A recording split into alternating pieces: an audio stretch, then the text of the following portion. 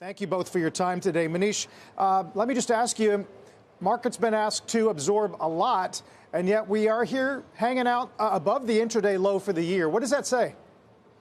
I think that the reason for this, I think that, it is puzzling, first of all. And I think the only way I can explain it is really that the market really believes that the Fed has things under control. So even if you see earlier in the year, in January, when we had those 50 basis point hike priced into March, the market actually took it really well. I think the only way I could think about it is that the market thinks that the Fed will have it under control. It will follow the Goldilocks kind of path it has managed to do in the past. Now, having said that, I think we don't think it is that easy right now, and precisely because we are in a pretty unique situation where they have to balance now stagflationary risk, i.e. high inflation, but a slowing growth possibility. It just makes the path very, very tricky. And I think so that's why, although the market seems to be a little bit sanguine about that, we are a little bit more worried. Jill, would you agree? And how do we think about that through the lens of mid-caps? Yeah, I mean, we expect this to be a volatile year for large caps in the S&P 500. We've had a 4,600 target on the market. So with the correction, we went from looking for slight downside to equity returns to now slight upside.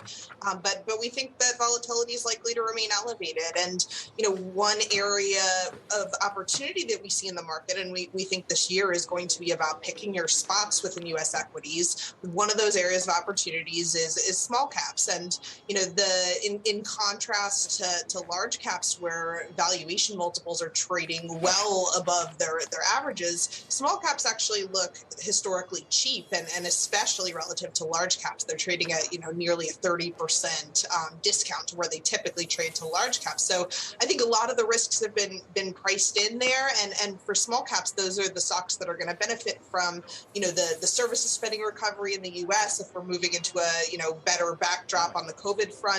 They're more domestic, so a little bit more insulated from anything geopolitical wise.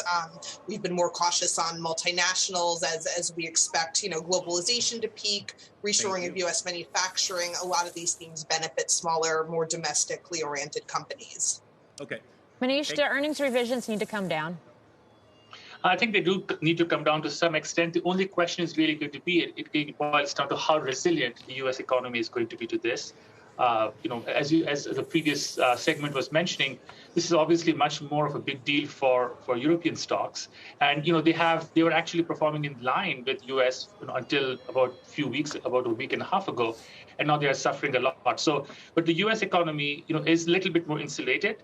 So earnings do need to come down, especially we think in the more consumer-facing segments, so consumer discretionary and so forth. And the reason for that is twofold. Coming to the recent phenomenon, of sort of higher commodity prices, what we see is that in the past, if you look at the supply, in the past cases when there were supply-oriented shocks to oil, at that point, it was the consumer-facing industries or sectors which suffered the most. Essentially, higher oil prices act like a tax on consumers, and they shift their consumption patterns. So we are a bit more worried about those. Those earnings need to come down. Looking at some of the other sectors, FanMax and so forth, I think those are likely to be a little bit more resilient just because how big they are and the different sort of secular growth that they are participating in.